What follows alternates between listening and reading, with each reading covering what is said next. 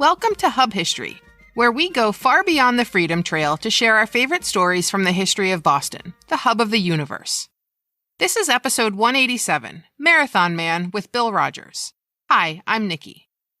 You all know how much we love Boston history, but you may not know that the Boston Marathon is one of my other loves, which makes Patriots Day pretty much my favorite day of the year.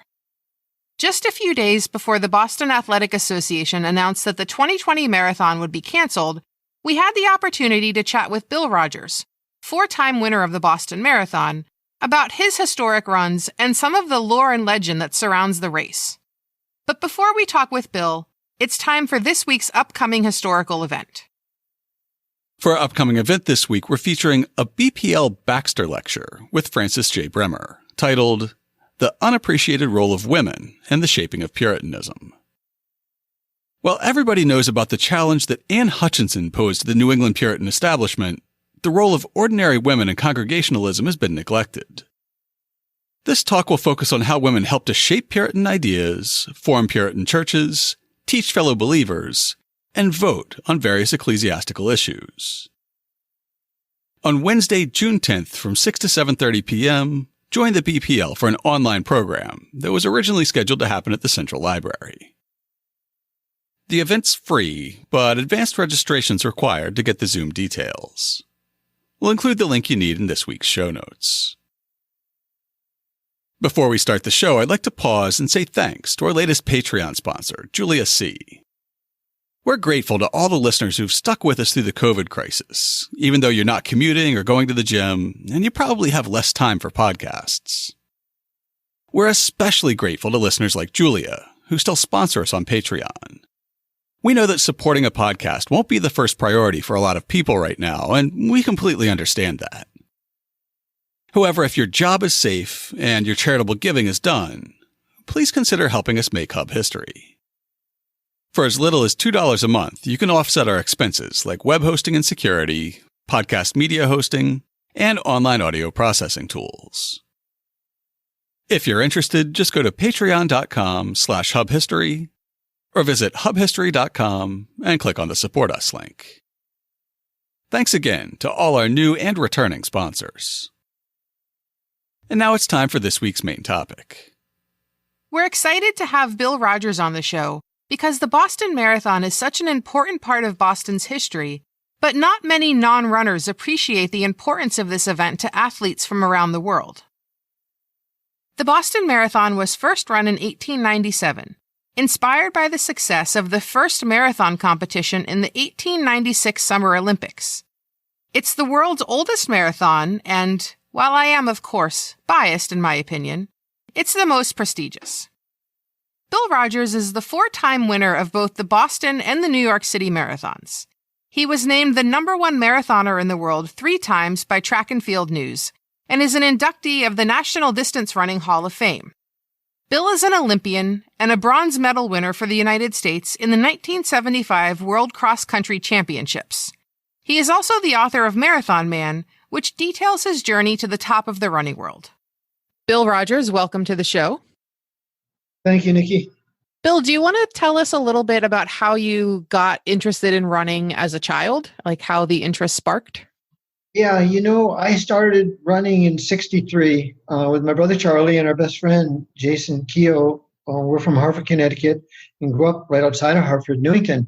And we had the gym class mile. It was President Kennedy, of course, talking about, in 60, wait a second, was it 63 or so? I think so. Must have been. And, about, the Russian Sputnik and all that. We have to do some sit-ups and run or walk and the whole deal. So they had the gym class mile. I was the fastest kid in the school in my gym class mile. I don't know if it was a real mile, but whatever it was. And so I suddenly was very motivated that I was good at this, so to speak. Whatever that meant. But I joined the cross-country team with my brother Charlie and Jason. And because we went fishing together, we rode our bikes together, went camping out, that sort of thing. We were in the Boy Scouts, and all that. We were suburban kids on the edge of the woods, Right. But by riding the bike a lot, we got strong legs. And I think that helped us run cross-country. So we had a very small team. There were no girls in 63. It was the very backward days of running, for distance running. And that's how I became a runner. I had a really good coach. We had a very good coach, Coach Frank O'Rourke. And we didn't train a real lot. By today's standard, it would be considered an insignificant, tiny amount of running. But it was just kind of a fun sport. It was just fun for us, And a lot of people don't think of running as a team sport. But I've always thought of running as a team sport. And I have always run with my friends or family members, whatever, because that gives you strength, psychologically, physically. It's easier to go out with someone else. You do it. Almost none of the top runners that I know of, they didn't succeed on their own. You can't, really. Well, Bill, a question I have is, who are the runners that you looked up to when you were growing up? That's an easy one. In 1964, when I was a high school junior, the Olympic Games were on TV, Tokyo, Japan. Mm-hmm. And there was several great American distance runners, Billy Mills, Ogala Sioux from South Dakota, I think. He won the 10,000 meter. To this day, he's the only American to ever win the Olympic 10,000 meters. Oh, wow. I think. I'm pretty sure on that. He was a great champion. He still was doing clinics and so forth. Also, Bob Scholl from Dayton, Ohio, fellow from the Air Force, won the Olympic gold at 5,000 meters in Tokyo. So I'm watching this and I'm seeing these great American runners and, and it's just motivated. I also saw Abibe Bikila, the great Ethiopian marathoner, who's probably the grandfather of modern marathoning, because he won Olympic gold in 1960 and then followed through in 64, another gold. Mm-hmm. So it was just very motivational. Of course, I couldn't understand the marathon. What's the marathon? And even though I was only living 100 miles from Boston, and even though my college roommate, Amby Burfoot, won the Boston Marathon in 1968, I knew it was 26 miles when I was at college at Wesleyan University in Middletown, Connecticut with Amby and Jeff Galloway. I had these two super runners, and trying to run with them was an experience, but I learned a lot, and I learned about Boston when I moved to Boston. Then I really saw it, I have to imagine the Boston Marathon wasn't quite the cultural touchstone that it is now, because it was a much smaller race back then. I talked to some of the old guys at my gym. I go to the Y here in Hyde Park, and some of the guys who are in their 70s and up these days talk about just walking up in the morning and signing up, and you run the race and get a chicken or fish sandwich at the end, and then you're done. Yeah, it was a different deal. In some ways, it will always be the same, because now it's a standardized distance. In the early years, Boston was not the full 26 miles, 385 yards it is today. The course has changed little tiny bits, but essentially it's the same. But it was simple. When you read the books or the history of the early days of marathoning, like bricklayer Bill Kennedy, who won in 1918, 100 years ago or so, what his life was like. He was a bricklayer and he traveled by train, living on his wits. And these guys were really, really tough, all the way up to the modern era, which I think really began in the 70s, And of course, when it really became modernized was when Hancock finally stepped in and started working with the BAA. But these old champions were just something else. People like Tarzan Brown or Johnny Kelly, Clarence DeMar, the greatest marathoner of them all in the history of Boston. It's unreal. It's just unreal. Clarence DeMar is somebody I look back on. He was a marathon champion for a 20-year span. And in the meantime, he was setting type at a printer's shop and then training when he could in his spare time. I think hitching a ride back and forth, getting trains. Jake, he actually wrote a book. I have a copy of his book. You can find his book about his life, everything about the Olympic Games for him, about the marathon. He was running like 100 miles a week. Wow. Back in those days. I'm sure that was unheard of. Yeah, it was unheard of in, the 1920s, 30s, something like that. Hey, listeners, it's Jake of the Future breaking in with a bit of background on Clarence DeMar. Born in 1888, his mother moved the family from Cincinnati to Boston after the death of his father when Clarence was 10 years old. Due to their extreme poverty, his mother was forced to surrender him to the state, and he attended the boys' school on Thompson Island in Boston Harbor. He hated the school, later calling it a hard and somewhat squelched life. Yet he earned a spot at the University of Vermont, where he started cross-country running. The 1910 Boston Marathon was Damar's first. He finished second. Later in 1910, he was advised by a doctor that he had a heart murmur and should stop running within a year or two. The next year at the Boston Marathon, the doctors on the starting line advised him of his heart murmur again and told him he should drop out if he got fatigued. They also told him that he shouldn't run any more races after that.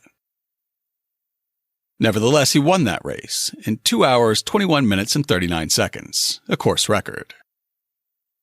Damar was one of the 12 members of the U.S. marathon team in the 1912 Summer Olympics, where he ran poorly, finishing 12th, complaining that the coaching staff's dictatorial control over the athletes' training had harmed the team's performance.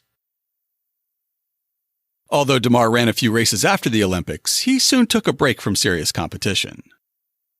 In his autobiography, he gave his reasons as continuing warnings from doctors that he was endangering his health, concern that striving for individual athletic glory was incompatible with the spirit of his religion, and demands on his time from the university extension courses he was taking at Harvard and Boston University. In June of 1915, Damar received an Associate of Arts degree from Harvard, while working as a printer near Boston. Damar returned to the marathon in 1917, finishing third in Boston despite training very little, and then set a course record in the Brockton Fair Marathon that same year. He went on to win 7 Boston marathons, and he was a bronze medalist in the 1924 Paris Olympics. He was known by the nickname Mr. Damarathon, which he certainly earned. Damar won his last Boston in 1930 at the age of 41. His record of 7 wins at Boston has never been broken, and he remains the oldest ever winner of the race. And he's the only person or only man that I know of to have won Boston beyond the age of 40. He was 41 when he won his last Boston. Yeah, that's the age I am now, and I'm pretty sure that I'm done with the marathon. And to think of him still winning top tier marathons at 41 after putting that many miles on his body over 20 solid years. I think he won Boston at least 6 or 7 times in that time span. Also, they called those guys from those days until the 70s when money started to come into the sport a little bit, or the 80s actually, they called it the working man's marathon. Because most of the people who ran the marathon were working class people. Mm-hmm. But the modern runners of today make quite a bit of money. They don't make as much as Red Sox players or the Patriots, or the Celtics, hockey. They don't make that, but we do make some money today. And that all came about after the Olympic boycott in 1980.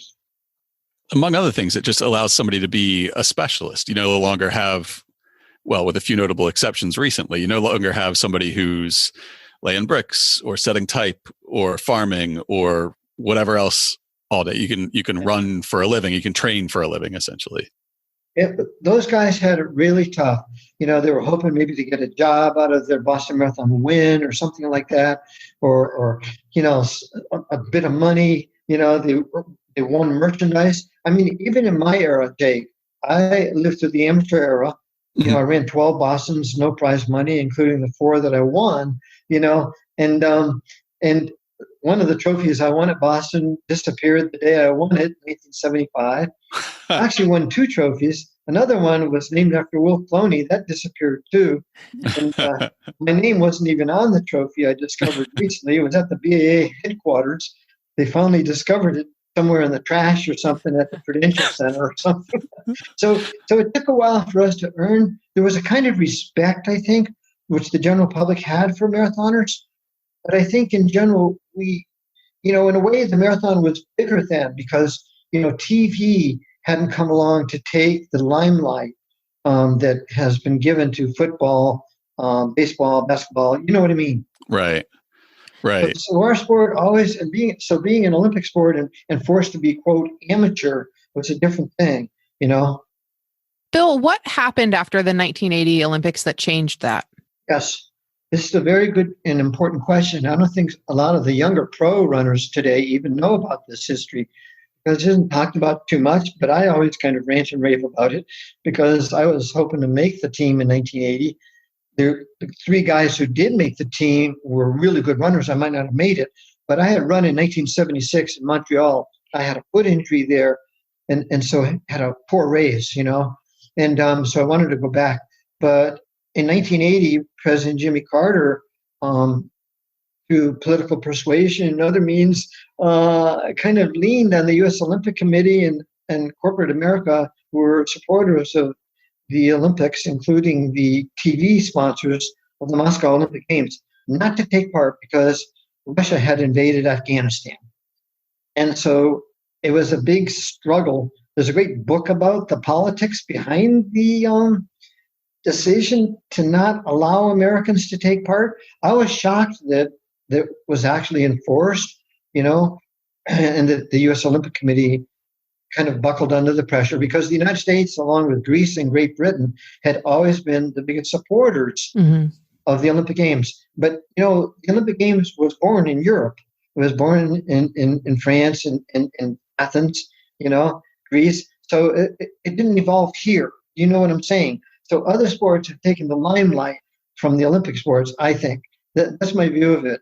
But anyway, that's what it was. And so it was after the boycott, we distance runners, about 30 of us, including Boston Marathon champion Greg Meyer, Patty Catalano, who came in second at Boston several times and won Honolulu Marathon 4 times, and many other runners, some from other countries, put on a prize money road race. It was the first prize money road race in America in about the last 80 years. So we had to fight for that. In our federation, every country has a federation. So they were trying to control us. They told us we couldn't earn a living. They were making money off of the sport, but we couldn't make any money. That's what the deal was. So we put on this road race in Oregon.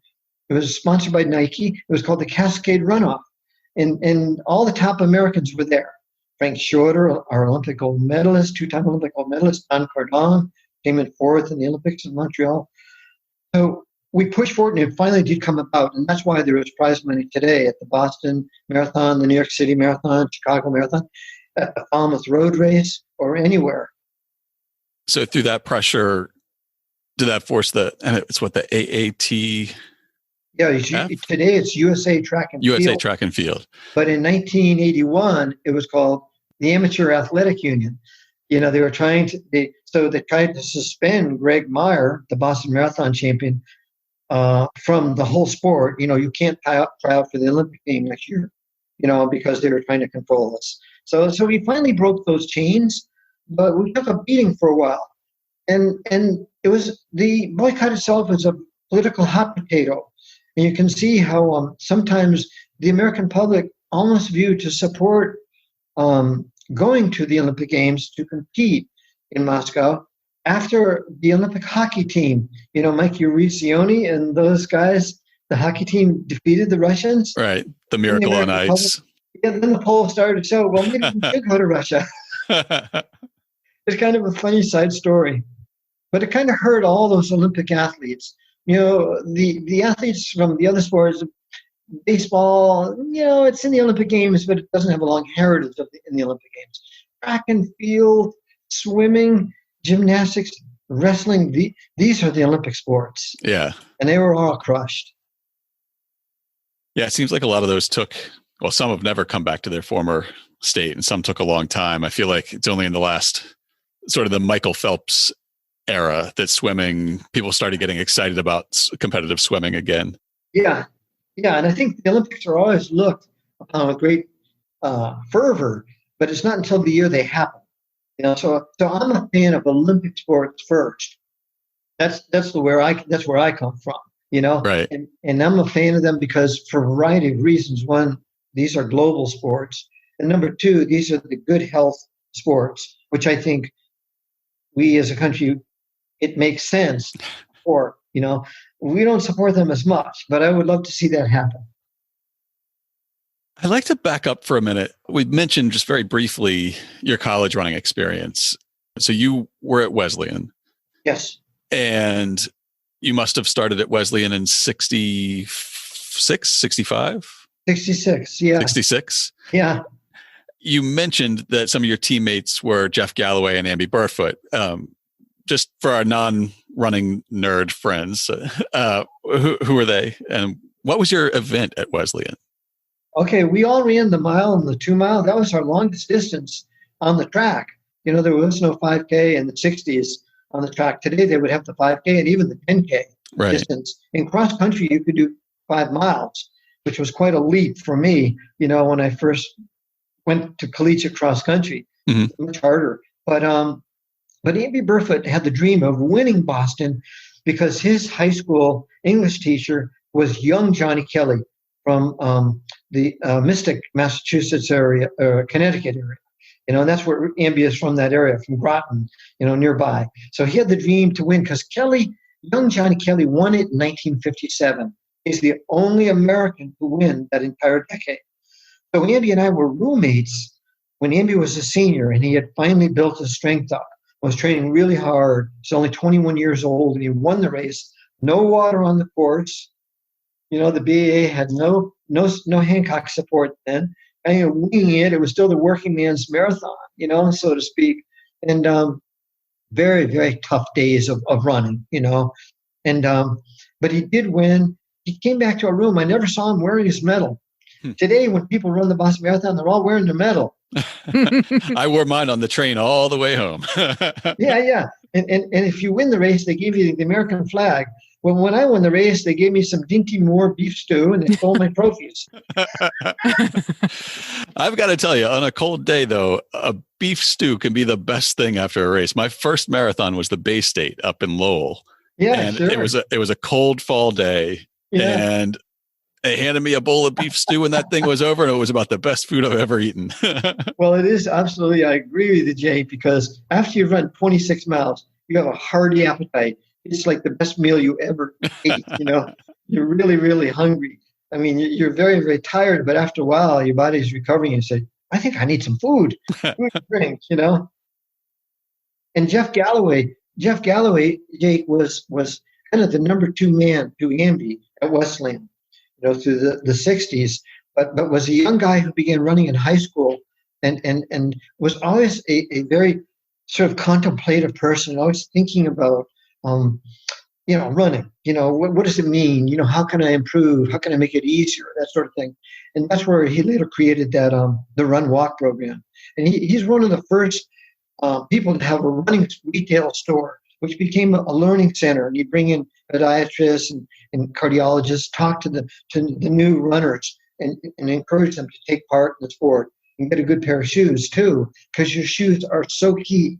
You don't want to just take any pair of shoes because they look good. You really need to try them on, lace them up, walk around in them, that sort of thing. It's tough, though, because you do want them to look good. Well, that's part of it. It's just a little bit. That's true. But you got to be careful.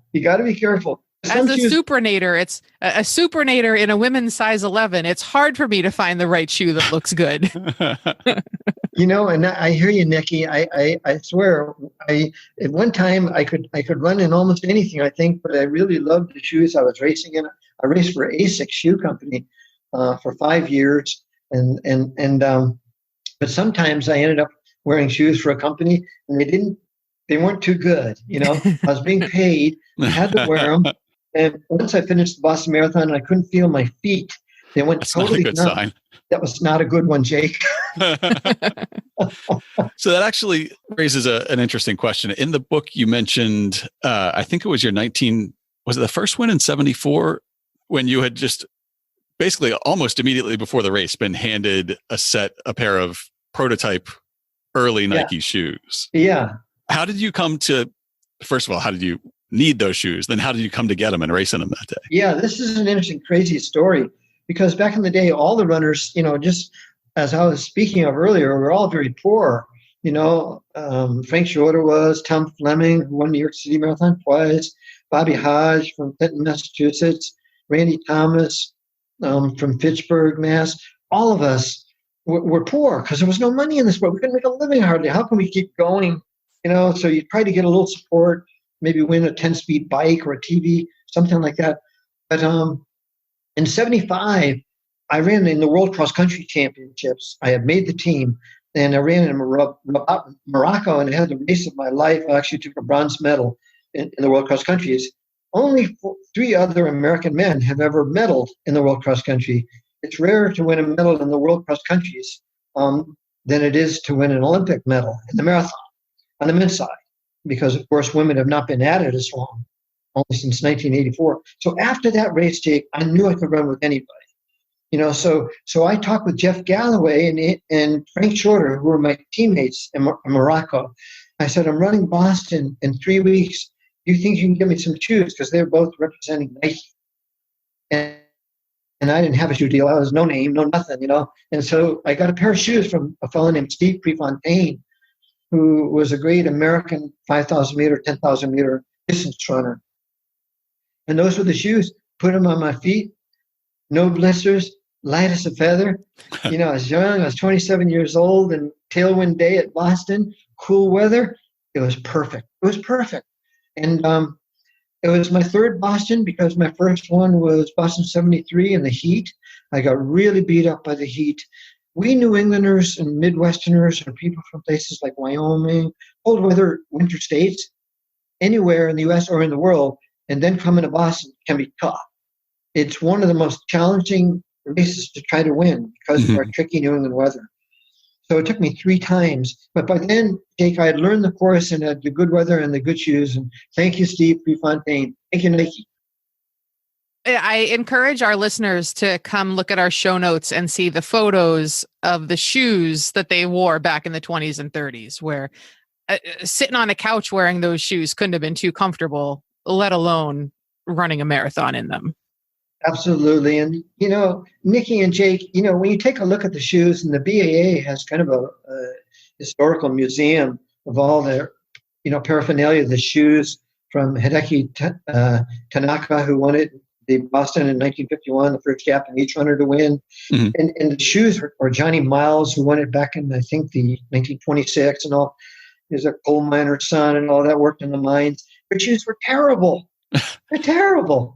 So they had leather soles. A lot of them had leather soles back in the 20s and the 30s. Yeah, and they're blistering their feet. And that's why, running couldn't really boom until the 70s, until we started to learn about exercise science and what does health really mean? What does fitness really mean? And what are how can we needed companies like Nike or Asics or Brooks or New Balance to get working. And they started working more and more and reaching out to the runners and selling their shoes. And that's how the running boom happened. That and Frank Shorter's Olympic gold medal in Munich, Germany. We all saw that on TV. An American had not won Olympic gold. We were not considered very good, we Americans. The Europeans were the best in the world, as distance runners.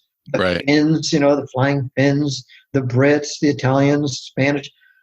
So here comes Frank Shorter, out of Yale, by the way, New Englander. And he comes out and he wins the Olympic gold. It's like, how the heck did he do it? But he did it, and that set the tone for the future.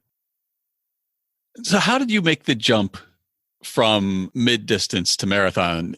In the book, you say that as you're winding up your Wesleyan career, you were actually retiring. You considered yourself retired from running.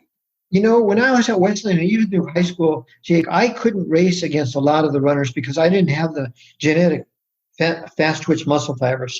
We are all born either with fast twitch or slow twitch quite a lot.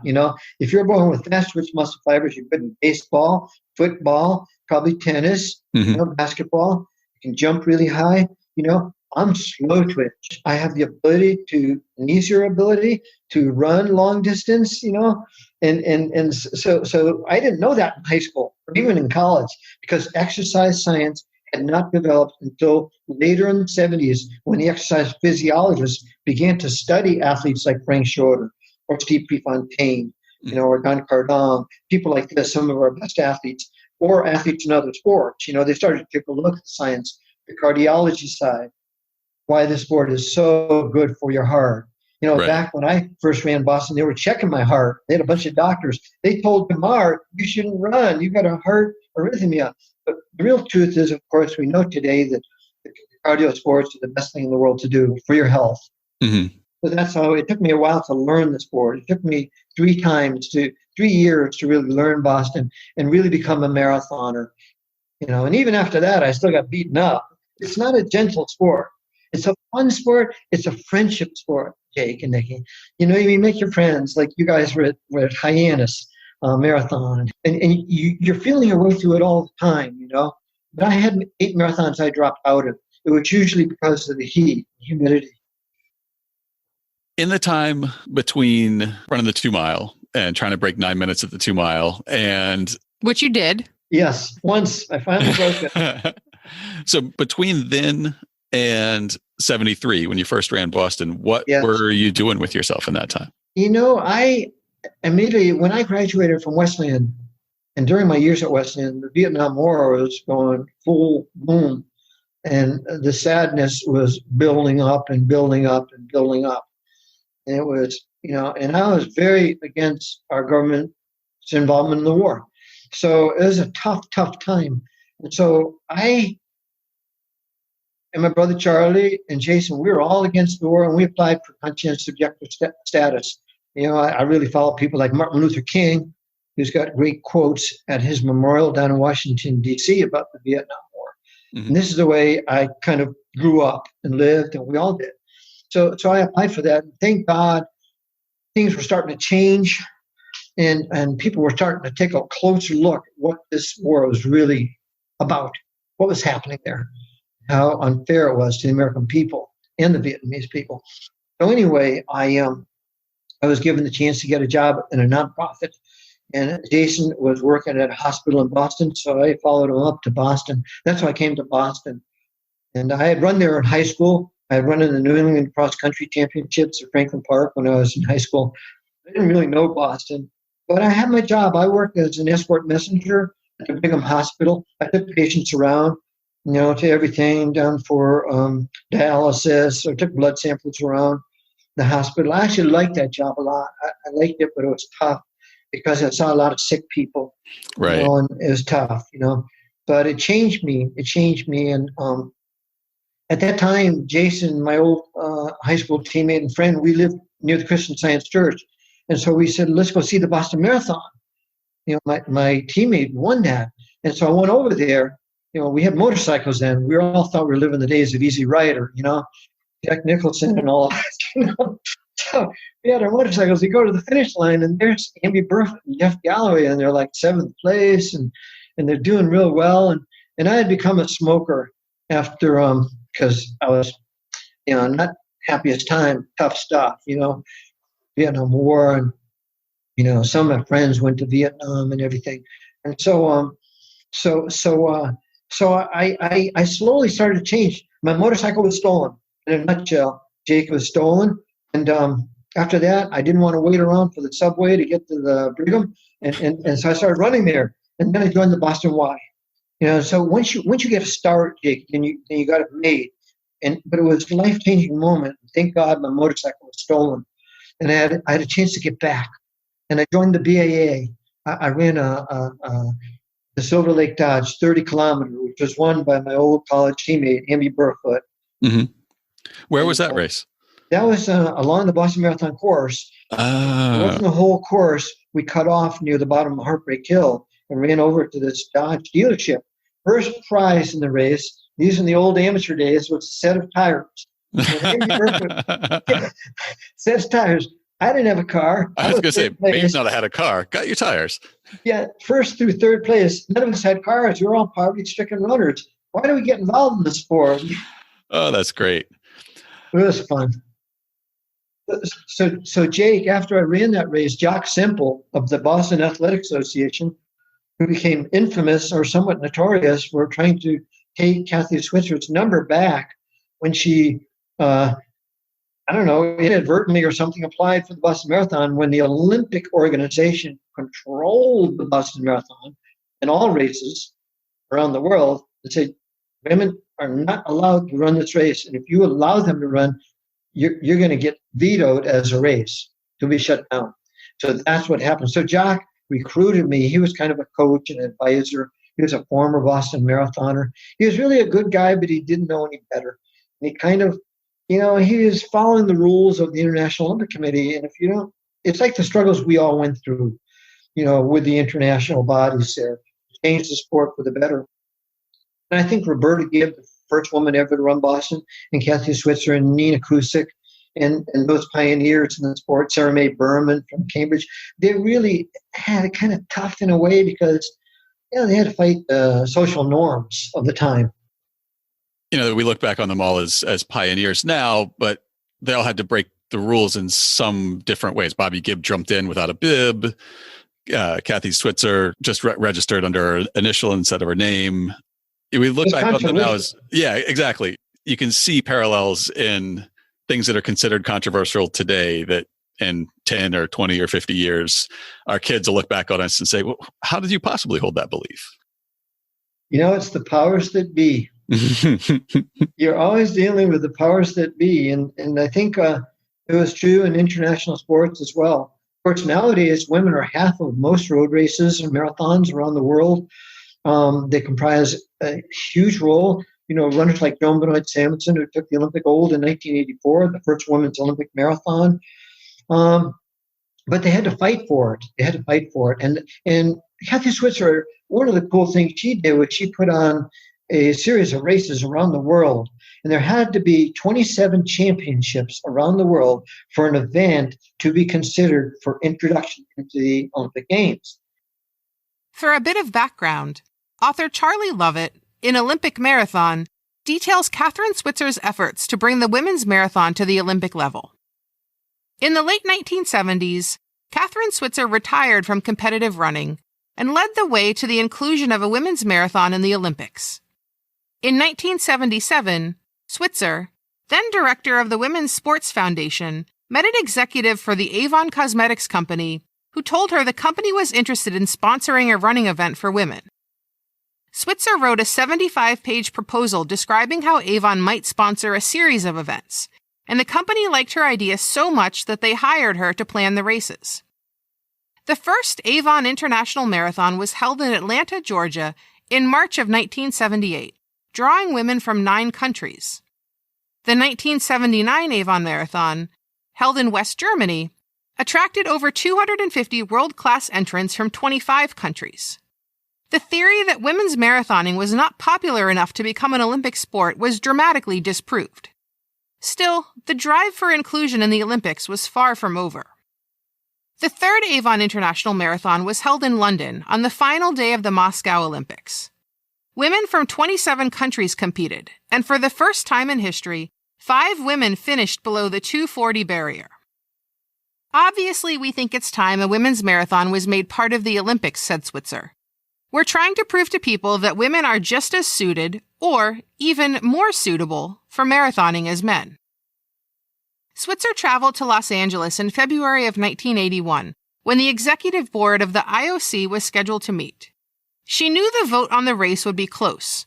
The board was made up of 9 countries, 8 of which were represented at the meeting. The Soviet Union openly opposed the creation of the race, and Switzer feared that Panama and Romania would side with their political ally. Spain, Japan, India, and New Zealand favored the race. Belgium appeared to be undecided. 5 votes were needed for the resolution to pass.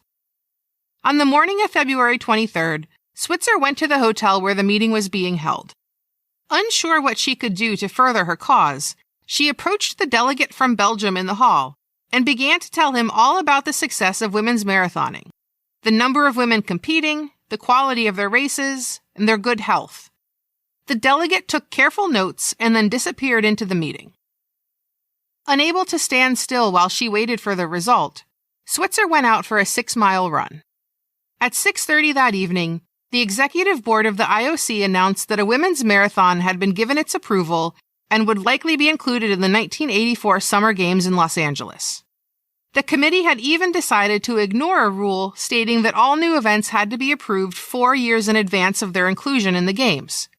The Soviet Union was the only country to vote against the race. So that's how that evolved. She was an Avon, this company Avon, which we all know, got behind, helped her with doing this. And so that took some years. And finally that did occur, and then Joan Benoit Samuelson was in the right place at the right time. Young Benoit Bowden, student athlete, wins Boston in 79. Then by 84, she's ready to crank out, and crank out she did. She won the inaugural women's Olympic marathon in 80, yes. in LA. In LA, yeah. Yes. And if anybody hasn't seen video of her coming into the stadium, no other runner within sight, it's very dramatic. Everybody should go look that up on YouTube. We'll put that in the show notes too. Yes, absolutely. I was actually working for ABC. So I was about 60 yards in front of Joan in the ABC truck. But I couldn't talk to her. But when she made her move, she made a dramatic, taken by surprise move at the 3-mile mark of the race. And I thought she was going to win anyway. I thought she would win. Greta Weitz, the great Norwegian champion who won New York 9 times and was the best in the world, was taken by surprise. And Ingrid Christensen and Rosa Mota, these other champions. But it was a hot day, and I think it was a stepstone, a real mark, and then women. Then the sport went all over the world, Well, kind of related to that. So if you could go back in time and spectate any of those historic races in Boston, what race would you like to go back and see? Oh, my God, this is tough. You can have more than one. I've met Johnny Kelly, both Johnny Kellys. I met Gerard Cote, the 4-time Boston Marathon champion from Canada. Robert Chariot from Kenya, Moses Tanui from Kenya. I've met a lot of the runners from around the world. I've been very lucky, when I won Boston, it changed my life. I got invited to other races around the world. And but if I could meet Clarence DeMar, he's the king of the Boston Marathon. I'm not sure who the queen is, maybe Joan or maybe Catherine DeReba, who's a 4-time winner of Boston. It's a toss-up in a way. But I think I'd like to see DeMar and have met him. I've met some family members of his, but I'd probably go back to his early days when he was a racer, If I had to answer the same question, I'd also go DeMar, but I think I want to see that last win when he's such a veteran, so many miles under his belt, and still powering through to a win in 1930, 31, 30, I think. After he'd been doing it he'd been running that race since the teens. What's cool about DeMar too, he was always a teacher, a coach, like a Boy Scout leader. Right. Kind of a little bit of a religious guy, worked up in Keene Normal School, Keene College. There is a DeMar half marathon. I'm hoping to run it this year if we can run, by late September, but yeah, he was iconic figure. He took a bronze medal in the Olympic marathon. I don't think his 7 wins will ever be challenged at Boston, but just a unique figure. And I think Boston being the oldest consecutively run marathon in the world, this is global sport. It's not just a domestic sport. It's global. It's like soccer. So you've got competition, and so this is real tough that he has that record. But he seemed like, I guess, I'd like to have met the doctors who told him that he shouldn't run the heart murmur. Right. I heard that the doctor later passed away, and so Clarence said, "Well, maybe I'll go back to this running." I think I'd like to see the race between Johnny Kelly and Tarzan Brown on Heartbreak Hill. That would be dramatic. Yeah. That would be dramatic. And I just like the the push you get when somebody thinks they got you and how that can motivate you to pull ahead. And, Johnny Kelly was also an astounding figure. He has the all-time record for 61 for finishes at Boston. A note from the editing room on young John Kelly, Tarzan Brown, and Heartbreak Hill. Ellison Brown, widely known as Tarzan Brown, was a member of the Narragansett tribe of Rhode Island, and also known as Deerfoot among his people. He was a 2-time winner of the Boston Marathon in 1936 and 1939. He also participated in the 1936 Summer Olympics in Berlin. He was scheduled to participate in the 1940 Olympics in Tokyo, but those were canceled due to the outbreak of World War II. Young Johnny Kelly, or Johnny Kelly the Younger, was a fixture of the Boston Marathon for 6 decades. He won the 1935 and 1945 runnings and finished in second place a record 7 times. Between 1934 and 1950, he finished in the top 5 15 times, consistently running in the 2:30s. He ran his last full marathon in Boston in 1992 at the age of 84, his 61st start and 58th finish. Heartbreak Hill is one of the most feared stretches in any marathon. In reality, at a 3.3% elevation grade at its steepest point and just 600 meters in length, it doesn't sound so bad. However, it comes at the 20-mile mark of the race, right after 2 other challenging hills, and after runners trash their quads running the first 14 miles on a downhill trend. The name comes not from generations of runners who have suffered up the slope, but from one particular heartbreak.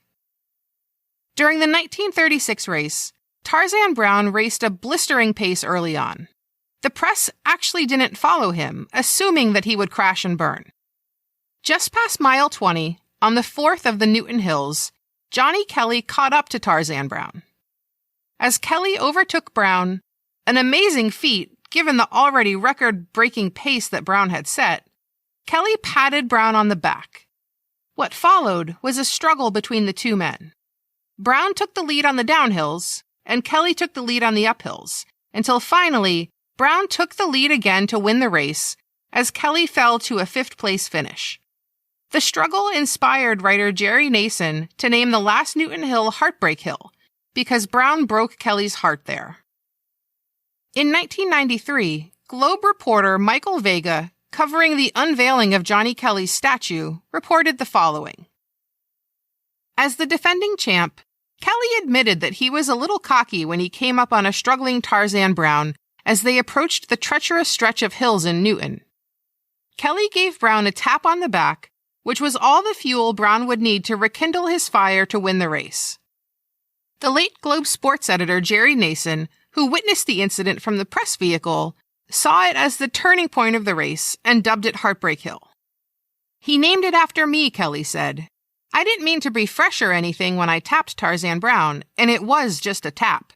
But Nason said I should never have done that because it wasn't right. For 15 years, he kept reminding me about it until I told him, enough's enough. You know, he was truly, in baseball terms, he'd be Lou Gehrig. Or maybe Lou Gehrig was the Johnny Kelly.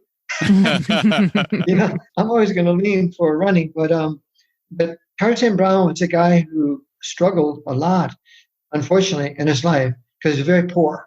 Mm-hmm. There's no money in the sport, and he didn't get treated right, you know, a lot of times. And so that was something that I always, you know, all of us runners who knew the history of the sport really wanted to fight against because of the way athletes like Tarzan Brown were treated.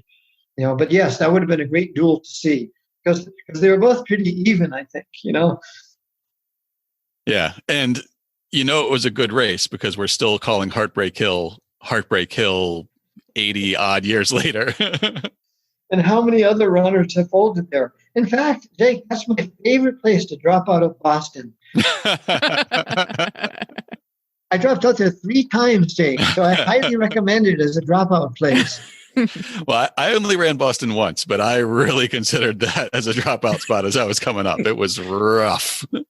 What year did I you felt run, like you considered the entry onto Boylston Street as a dropout point, if I remember correctly. Yeah, the last 3 or 4 miles were bad. I ran in 2016. I got a charity bib in 2016. Absolutely. With 3 weeks notice, Bill. 3 weeks notice. Oh my gosh. You know, you're a real stalwart that you finished. You know, a lot of the new runners, I wasn't that dedicated. My first Boston was too hot and I got dehydrated. And I wasn't that determined to finish. I made it stop a heartbreak and then I walked home. I lived in Jamaica Plain. But one of the good things that came out of Hancock's involvement, we needed the support. Will Cloney, the old race director for many years, who did such a great job with no financial support, he knew he needed it. He tried to get it, didn't succeed with it. Finally, Mayor Flynn of Boston worked with many of the top runners like Andy Brookfoot and Greg Meyer and a bunch of others, including my brother Charlie, who ran the Rodgers Running Center, um, and talk to some of the political leadership in Boston what you got to do, because the top runners are going to go where the money is. And for 2 years, with the exception of the great runner from Great Britain, Jeff Smith, it was a weak field at Boston. And so Boston was always about the best coming. Some of the best. Have Tarzan Brown duke it out with Johnny Kelly. Have Gerard Cote come in and duke it out with Johnny Kelly. Whoever is there, they started to go to the races where the money, because money was being allowed around the world then. So finally, yes, the BAA relented and said, yep, we got to change. Hancock stepped up to the plate. They have been a great sponsor for something like 34 years. And that led to the Boston Marathon being able, in the BAA, to continue their leadership in the sport. That was wonderful. They did good. And it helped to open it up to amateurs like me, because then they could have the course support with water stations and volunteers and traffic control and all the stuff you need to have that bigger field. Yes, absolutely. It changed the sport. I mean, every year about $30 million, $40 million are raised at Boston for a lot of different groups. I work with one of those groups. I work with Impact Melanoma because my grandfather died from melanoma. And so all the runners are tied in one way or another. They're a group of Boston champions like Ryan Hall, Mebka Flazigi, Dina Castor, the Olympians like those runners, Shalane Flanagan. So we all work with Hancock trying to build interest in a lot of different aspects of the race, the fundraising side, how you can enter the Boston Marathon, how you can become fitter, why you should try it yourself. I mean, you don't have to run the Boston Marathon to be fit. I think if you can build up to about 3 miles, you're doing pretty good. You've built your cardio. You've probably reduced your chances of having a heart attack, especially for us guys, But I think that kind of side of our sport is still not known that well. And I'm hoping there will come a day when the particularly when we're looking at the COVID-19 stuff happening now, we know that a lot of people who are falling are people who are very sick.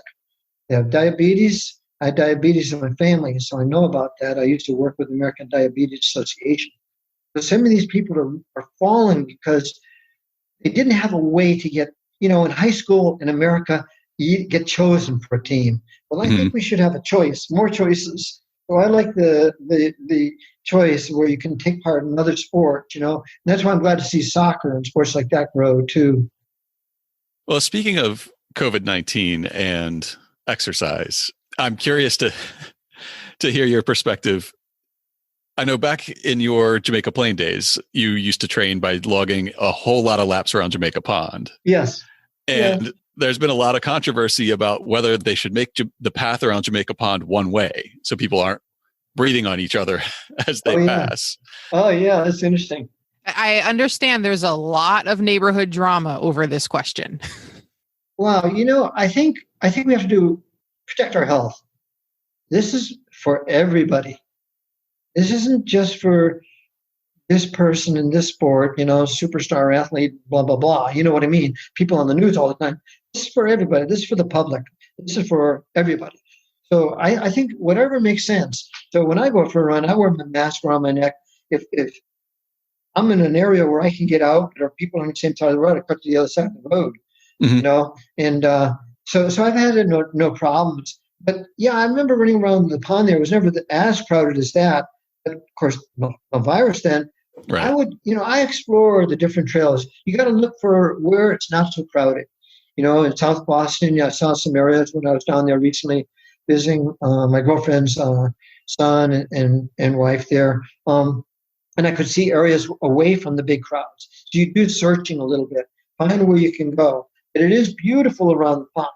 It's just a beautiful place. And so parks. I used to run in Franklin Park, I'd go up to the park, the Franklin Park Zoo is there. I love the zoo, go up around there. I used to run on golf courses, just down your street. Now I run in my neighborhood. I go wherever the cars are.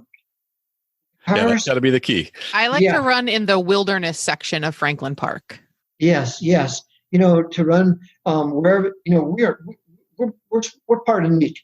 We're supposed to be out there. We run in the shade in the summer. It's easier. You get out of the sun. run in the early morning when it's cooler. I always run with a bottle of Gatorade diluted with water with me. I run like a half a mile, then I stop and I take a drink. And I'll go another quarter mile, half a mile, and take a drink. And that way you're building your heart. You're getting stronger. You can do it. We can all do this. There's people, the oldest person to run a marathon was 100 years old. Hard to believe, but we all have the strength. I don't think that makes sense in a certain way, but I think the point I'm trying to make is we're an endurance animal. We're not really very quick. Even those guys who move quick in soccer or football or Usain Bolt, most of the animal kingdom, they can outsprint us. But we do have a big heart, but we got to protect our health. And we see that these days, So you've talked a little bit about your current running regimen, and you're mixing in a little bit more walking, a little more Galloway style. But what does your calendar for a year look like these days? What are the high points of your racing season now? Jake, I still go to races in my prime, in my youth. I was 30 years old or whatever, 25, 35. I kept racing. I quit 1 year, so a year and a half during the Vietnam War. I was done. I thought it was done. Mm-hmm. And it was very tricky. But I got back in the sport. I was very lucky to be able to get back. So I go to about 15 races. No, I go to about 35 races a year. Mainly I go into the expos. I meet the new runners. I try to talk to them about avoiding injuries. That's everything. You avoid injuries, you're going to keep building your heart. You're going to keep your health and everything. Run on dirt and grass when you can. And the footing is good. Mm-hmm. Go to a specialty running store, whether it's Marathon Sports in different neighborhoods or PR Running in Southborough where I go or wherever. You get some real expertise. Those are key things. I run about 30 miles a week, sometimes 40. That's my high. I'm 72 years old. I think the thing is I still am a competitive runner to a degree. I go to these races and I try to win my age group, which is 70 to 74. And the good thing about these Olympic sports, whether it's cycling or swimming or running, you can keep going, like Johnny Kelly did or Paris Lamar did. We can keep running and be active. Most people aren't out for trying to win, but there's quite a few. And some of them, it's just phenomenal. We probably have 1 million Americans over the age of 70 who are running, and some of them are phenomenons. I mean, right. I can't get near them, and neither can Frank Shorter, because we spent 40, 50 years running. We have at a cellular level, we have pretty good health, but we kind of are, I don't know how to describe it. Maybe it's that our bodies are a bit tired, because we're like old cars. And these 70-year-olders who are new to it, maybe they started at age 60, they're retired or something, and they start working out, and they're like cars that were in the garage, and they come out, and these people they're phenomenal. They're phenomenal. There's only one runner who has bucked this trend, and that's Joan Benoit Samuelson. She's the only one.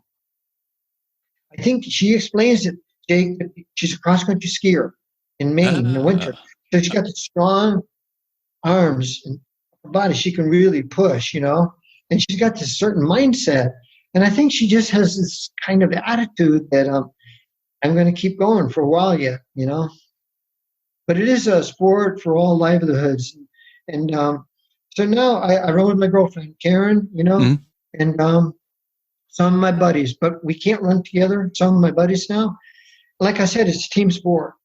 So 4 or 5 or 6 of us, we run. We go to a little a park, and we find different neighborhoods. You can run anywhere. But the best thing is if you can get on the dirt, run through the woods, I love that feeling. We're in Hyde Park, so we're pretty close to the Blue Hills, and I like to take my dog. He's a little older now. He doesn't go as far with me, but on a hot summer day, if you go first thing in the morning in the woods, in the shade, sort of that cooler, moist air, you feel like you can just go and go. It's great. Yes, you're a smart runner, Jay. Smart runner. I like to keep it easy. I was always a dumb runner. I would go out at 10 in the morning and I'd come back, I'd be dripping with sweat. I wasn't smart. Now I'm trying to go out earlier, but I think it helps a lot. Yeah, you run, you bring your dog with you. I like to run at 9 p.m.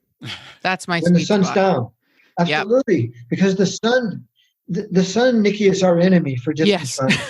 It's the hardest yes, it is. thing to do. And people Dehydration. say if you run first thing in the morning, like you're more likely to do it. You're not going to like get distracted. But I find I need the whole day to talk myself into it. Like I got to be like, Nikki, you're going to do it today. No, Yeah, that's really, good. I mean, get out there. I need a solid 10 hours to psych myself up. but everyone's different. Most people have like a routine, a job, like going to work and everything, a 40-hour job, they run in the morning because that sets your day up. Because if you go in a regular, say you're working in a supermarket, you're working with people all day, you're exhausted by the end of the day. But if you have a hard labor job or something, physically laborsome, you work in construction or something, you know what I mean? It's different. Yeah, for sure. So most people are out there in the mornings, especially in the summers. In the winter, that's probably not a good idea because it's so cold and icy here in New England. But I think we all have to find what works for us. Mm-hmm. And that's what we all have done. I'm going back to the marathon. I believe that when you were winning in the 70s, the finish line was not the finish line that we all know and love today. Can you explain like where you went when you came into Brighton, how the course ended? Yeah. The start line wasn't the same either. Yeah. Oh.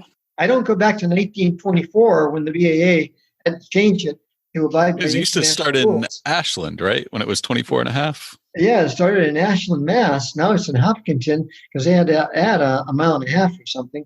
But it was a little different even when I started it in 1973. I didn't realize that. Where was the starting line back then? It was today you start going down the big hill. Yeah. We were around the corner about 100 yards behind the access area now. So there was a mad dash for about 100 or 200 yards. People were sprinting to get to this turn.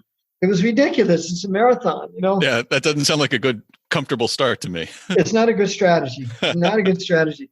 So it was a good move, years later when Hancock became involved too, and Dave McGilvery is probably the best race director organizer in the country. Was hired by Hancock. He's really organized things so well, him and his team at DMSC Sports. But yes, it was different when I finished in the 70s and everything into the 80s. I think, in 86, they changed it when Hancock came on board. Prudential Center was where we finished.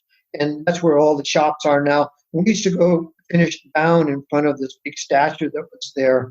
And so, but in 86, when Hancock came on board and contributed quite a large amount of money to this, they're going to have it end further down the road by their building, I think. Mm-hmm. Right. The Hancock building and everything. So that's what it was. It's not too different. I like the old finish a bit better because we could take the right on Hereford, and then you went straight up Hereford. You took a sharp left, and you ran downhill about 200 or 300 yards.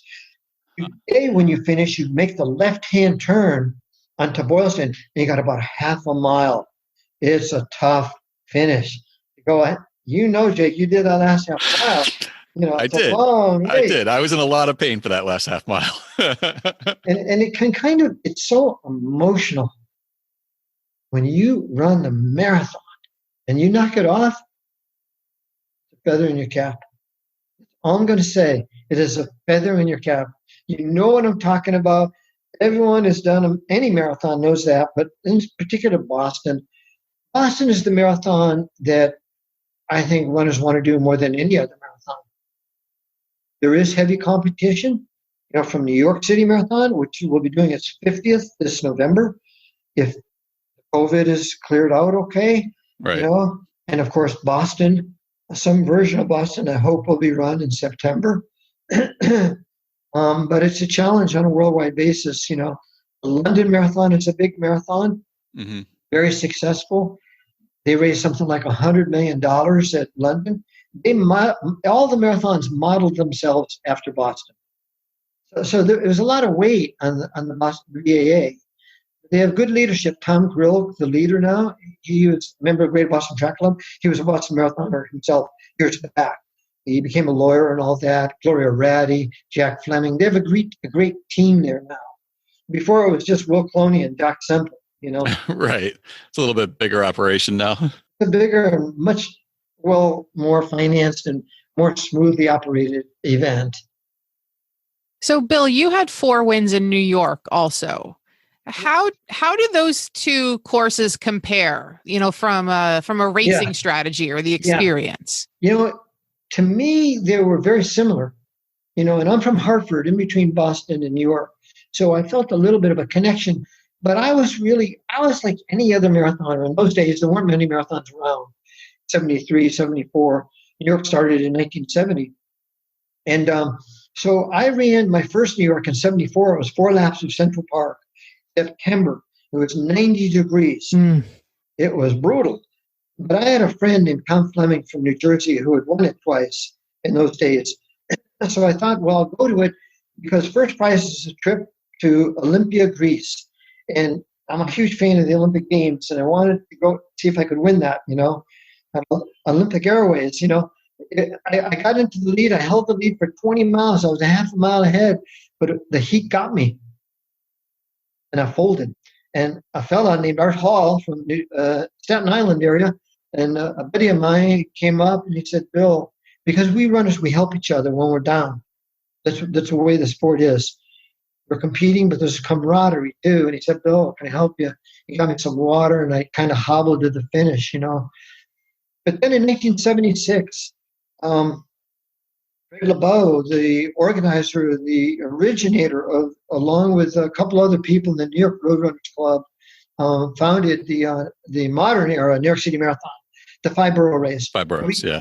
Yeah, so Fred LeBeau came to Falmouth, Massachusetts, where Frank Shorter, our country's Olympic gold medalist on the men's side, the most recent, there was only 2, and I had run the Olympic marathon. I had a terrible race.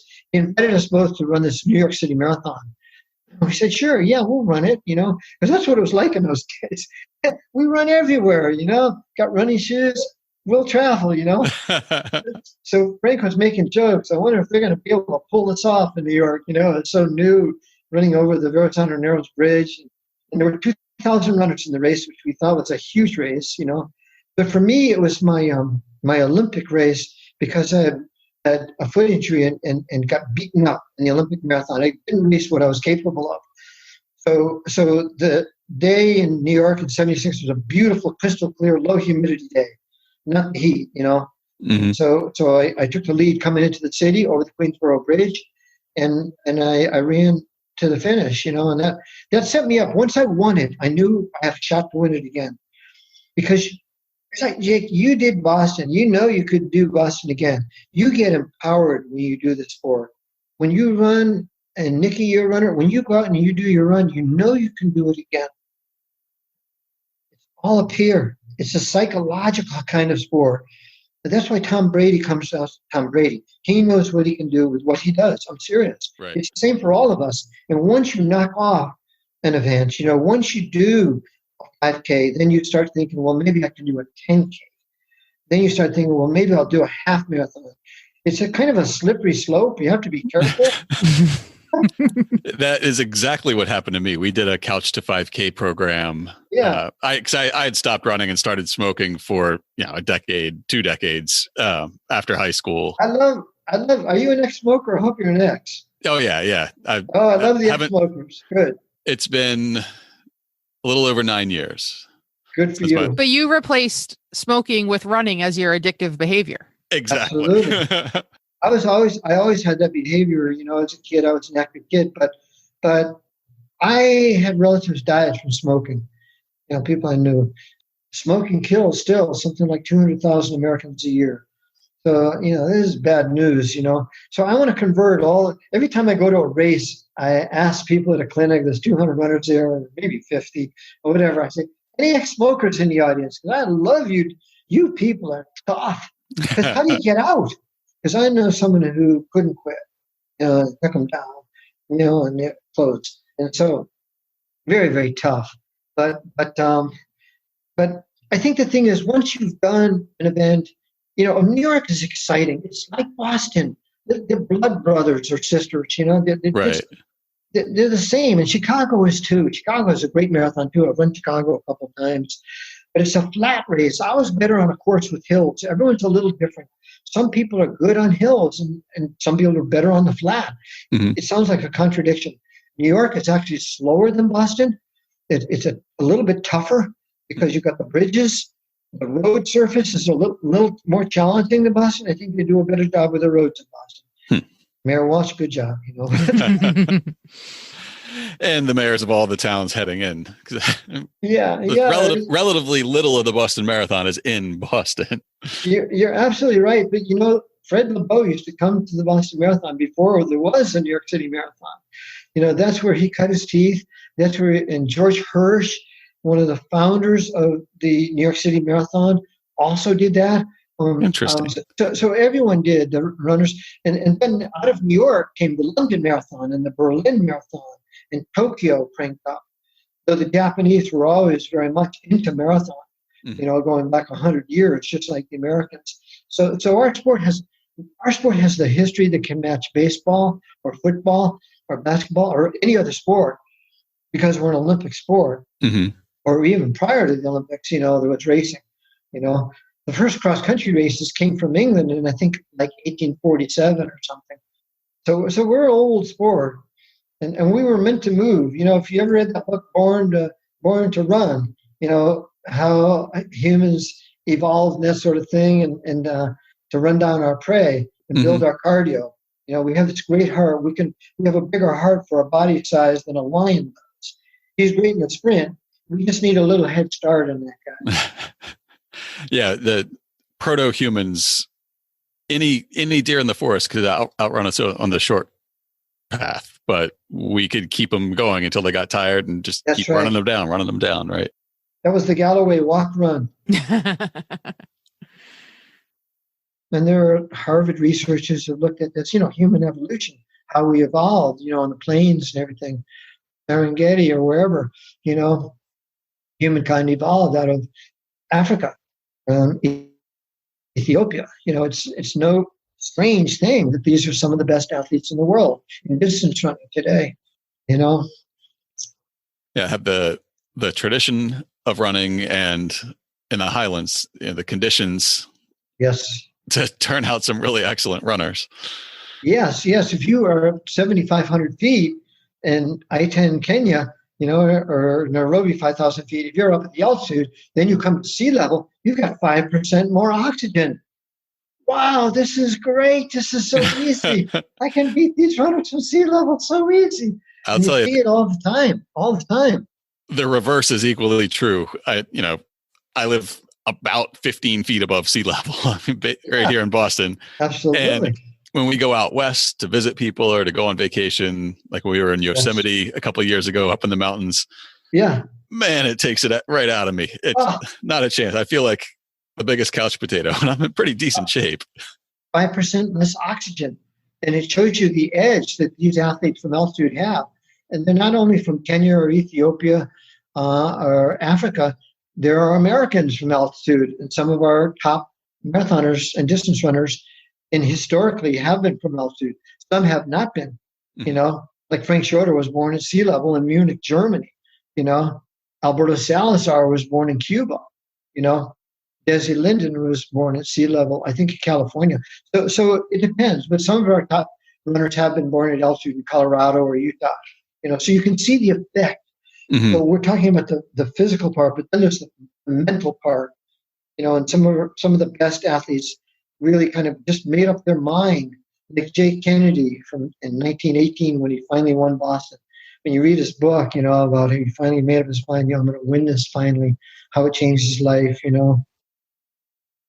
Bill, how do you celebrate Patriots Day today, now that you're no longer running Boston? I go into Boston, I work with Hancock. I'm one of the ambassadors at Hancock. And so I work with, sometimes we would go to the expo. Usually we would do events like we might meet with the Hancock employees. We have something like several hundred employees who will run the Boston Marathon, including Mary Kate Shea, who runs the Boston Marathon for Hancock. She works for Hancock. And she's a Boston Marathoner herself, like 23 years or something. And Greg Meyer, 1983 Boston Marathon champion, works with their employees and takes them out on training runs on the course. So we'll do clinics, we'll meet with some of the Hancock people in financial services. We'll go to some events with them. And Dina Castor Jesse Linden, all these athletes come in, Ryan Hall, Meb, and we just have fun. Because we know we were lucky. We were lucky, really, to win this race, and once you win it, then you have a chance to do other stuff, and we were all lucky. So and we have fun. We get to go to some great dinners. Food is good. Yeah.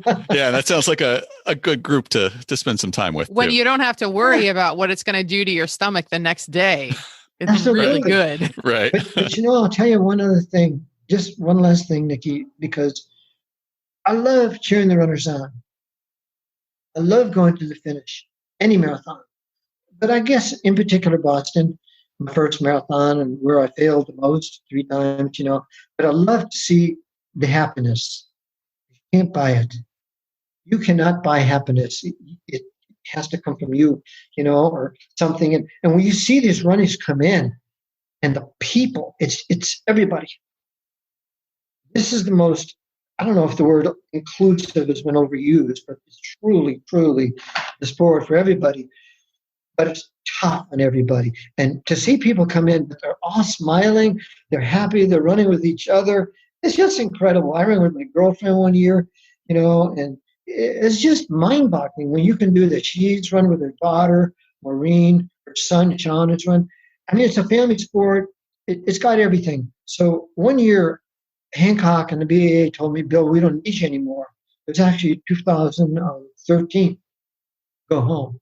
So I went home, and my girlfriend and I did a run. And then after we came back from the run and started getting phone calls, and someone said, there's a bombing in Boston. What are you talking about? Probably a car radiator exploded, something weird. Right. Then on TV, I saw the wet marks on the ground. I said, yes, the bombing. This is terrorism. So I knew what it was right away. And we were a target, sort of, even though those 2 guys never intended to do it at the Boston Marathon. They intended to hit another place with big crowds. But terrorism when you see it. So I was once involved in a semi-military thing, a coup d'etat in a foreign country once, where I was on the ground and the military were going by with machine guns and stuff. So it was a little nerve-wracking. But I knew what had happened that day. And some of my friends had run. And one of my daughters was at the finish line. My brother was there. So the fear hits you, and that's what they want to do. They want to make you fearful. But runners are pretty tough. But Boston Strong, it's for real. I think Boston proved that. We all proved it. America proved it. The incredible demand, the fact that they had to increase the size of the field for the Boston Marathon in 2014 proves it. Yeah, absolutely. People were clamoring to come back as soon as they could. They had to make a bigger race than ever before the following year. And there was the sadness, young Martin Richard. This is the great sadness, and the other people, innocent, but I think that the BAA and the city of Boston, the first responders handle it so well. One of my friends, one day I got a call that, one of my friends, he had run in the Boston Marathon, a guy named Keith Moore. He ran for TGX, and every year he would run. He was a fundraiser, Mm-hmm. And he had his Boston medal, and he gave me his medal. And there's a group called Medals for Mental, so it's for kids in hospitals. And so anyway, they had this medal program. So he gave me his medal. I went in with one of these surgeons. He's actually an Iraqi war veteran guy, and he was a surgeon there. Mm-hmm. And he and I went in, and I gave a medal. We gave the medal to this young woman who he had worked on her leg. She had been beaten up by shrapnel, but her whole family was there. It's thought-provoking, to say the least, when you meet people who are really hit. Yeah.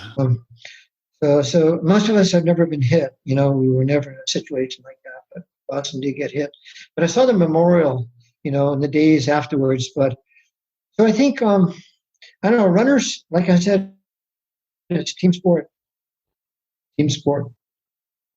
Yeah. One thing I was happy to see a few years later, I was at the City of Boston Archives in West Roxbury, and the city archives actually cataloged and stored a lot of what was left for that memorial, the impromptu memorial in Copley Square. They have shoes and cards and posters and marathon medals and all the, obviously not every single item that people left, but a selection just so 100 years from now, somebody can open up those boxes and get a sense of what Boston felt at that time, which I thought that was really good thinking to have the foresight to preserve that. But I remember going out, I was down there a day or two later, and I went out to the memorial, and the messages were from around the world. And at the time, I was getting phone calls. It was really weird. My dog had chewed up my cell phone. I was getting phone calls like from the BBC and everything. What is your comment? You know, the London Marathon's coming up in a week. Are we going to shut this marathon down? I said, no. You know, so the runners in London saluted the runners of Boston. It's a worldwide sport, like I said, and we all stick together.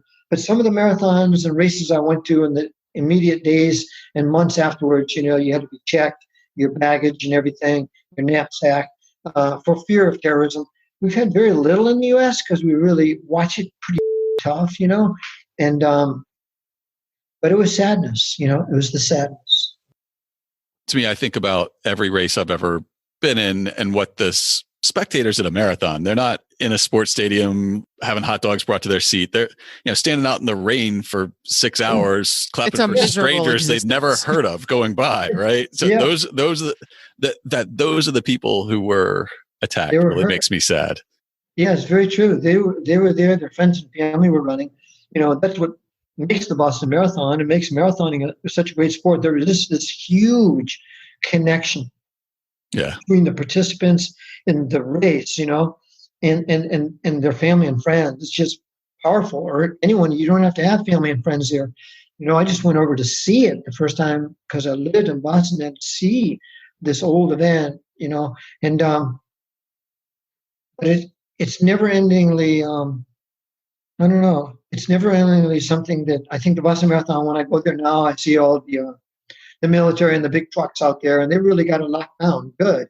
And we got to do that, you know, because it is an issue, and we got to be smart, you know, name of the game. The spectators are key. I love being a spectator now, though. I'm a retired marathoner.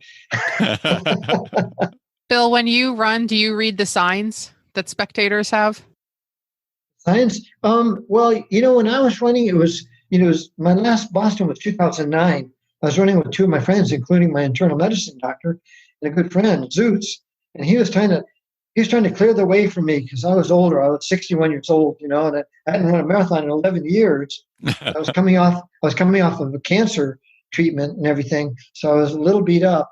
But but they helped me through, and it was great fun. I mean, that's part of the Boston Marathon. It's a huge part, and you can get a feeling for it from TV coverage today, you know, which wasn't there so much years ago.